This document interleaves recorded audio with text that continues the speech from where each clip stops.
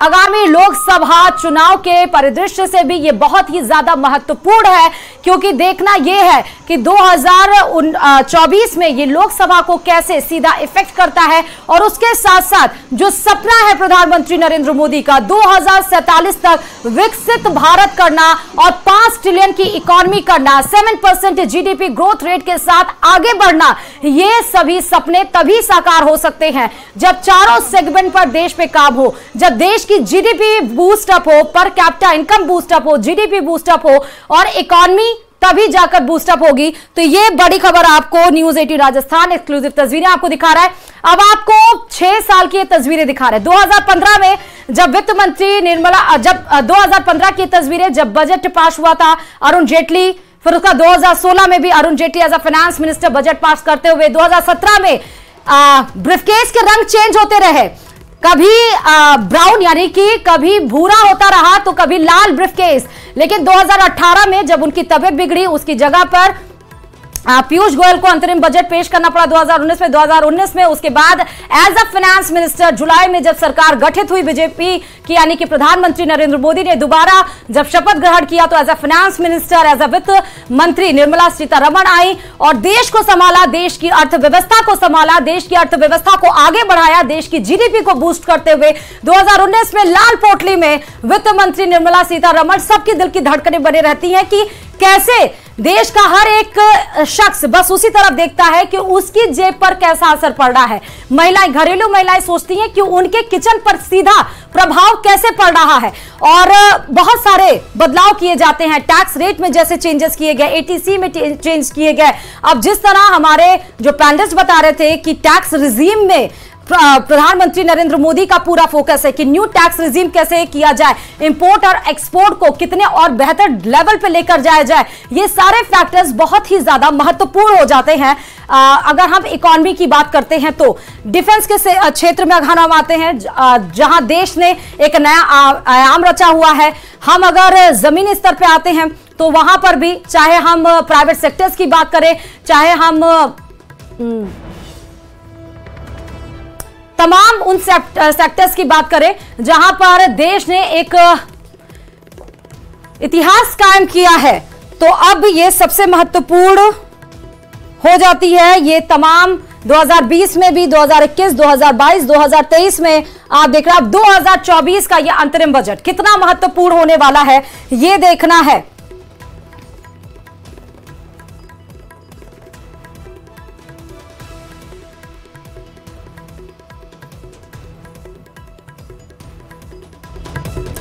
बड़ी खबर आपको बता रहे हैं, इस साल का बजट 2024 कितना ज्यादा महत्वपूर्ण होगा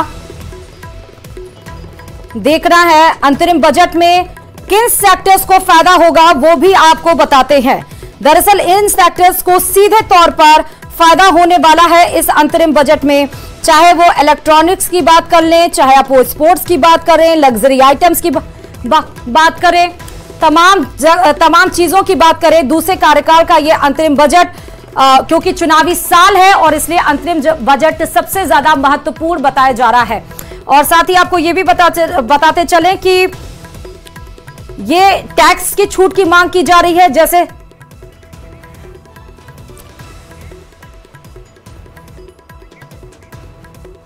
और हमारे साथ हमारे संवाददाता जुड़ चुके हैं, राकेश और कपिल हमारे साथ जुड़े हुए हैं। सबसे पहले मैं कपिल आपकी तरफ रुख करती हूं कि किस तरह से इस बार का बजट आम जनता के लिए फायदा होगा, क्योंकि आम जनता यही सोचता है कि उसे किसी से मतलब नहीं, उसको ये मतलब है कि जो बजट आया है वो उसको कैसा इफेक्ट कर रहा है। कपिल।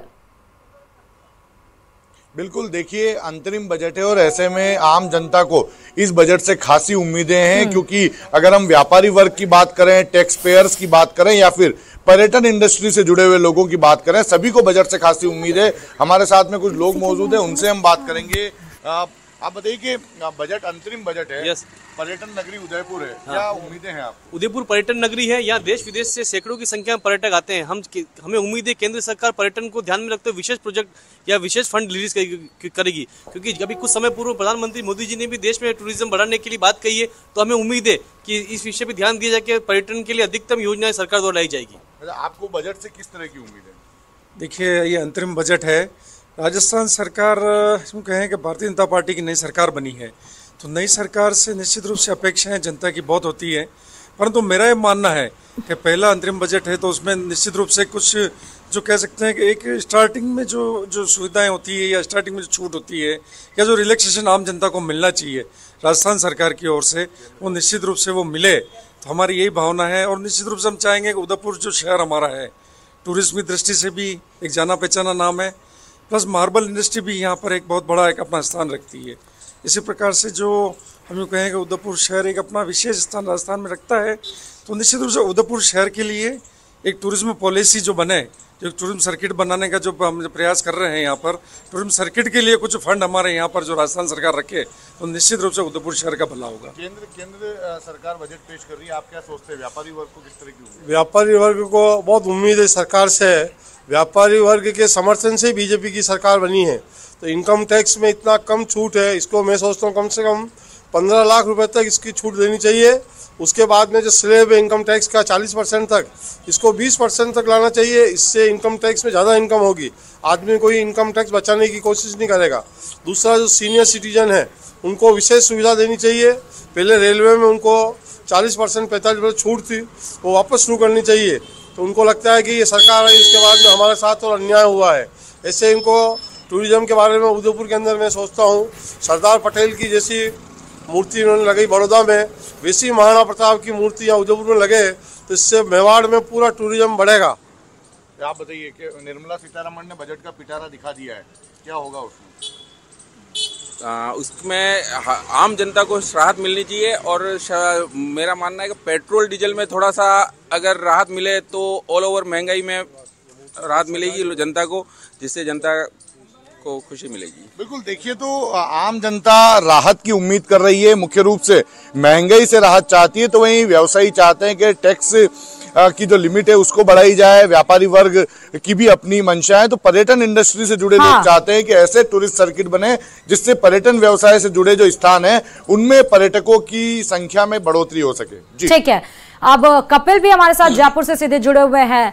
कपिल, वहां पर जयपुर में आप लोगों के साथ हैं, उनके लिए इस बार का अंतरिम बजट कितना महत्वपूर्ण होने वाला है, सीधा उन पर कैसा ये असर डालेगा?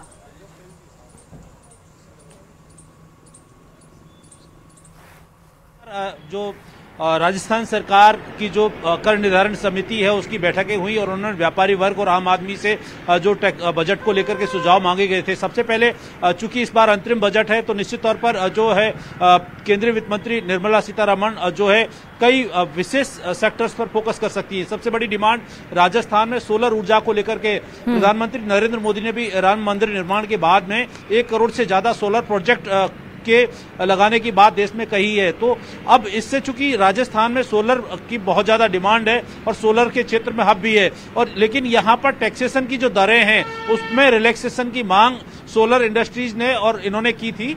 अब इस अंतरिम बजट में केंद्र सरकार, चूंकि केंद्र सरकार का भी मिशन सोलर की तरफ है, तो इसमें बड़ी राहत की उम्मीद लगाई जा रही है। दूसरी तरफ चूंकि अब इससे पहले 5 राज्यों में विधानसभा चुनाव थे, प्रधानमंत्री नरेंद्र मोदी ने राजस्थान के साथ साथ 5 राज्यों का दौरा किया था और यहाँ की जनता से वादे भी किए थे। चूंकि ये एग्रीकल्चर बेस्ड स्टेट हैं और यहाँ कृषि में किसानों को राहत दी जा सकती है, खासतौर पर जो किसान भविष्य निधि है उसका फंड बढ़ाया जा सकता है। जो MSP की दरें उनमें भी कुछ संशोधन की उम्मीद किसान लगा करके बैठे हैं। चूंकि फार्मिंग सेक्टर को किस तरीके से आगे बढ़ाया जाए, प्रधानमंत्री नरेंद्र मोदी लगातार जो है यहाँ जब किसानों के साथ उन्होंने मीटिंग की और सभाएं की तो उनमें किसानों को राहत देने की बात की। तो अब केंद्रीय वित्त मंत्री जिस तरीके से जो प्रधानमंत्री नरेंद्र मोदी की जो किसानों के प्रति सोच है उस दिशा में किसानों के बेहतर बनाने के लिए, चाहे वो कृषि संयंत्र हो या सुविधाएं हों, उनको वहां तक कैसे पहुंचाया जाए, कैसे कम से कम दरों पर ये उपलब्ध हो, इस पर भी इस बजट में फोकस किया जाता है। युवा वर्ग बहुत बड़ा वर्ग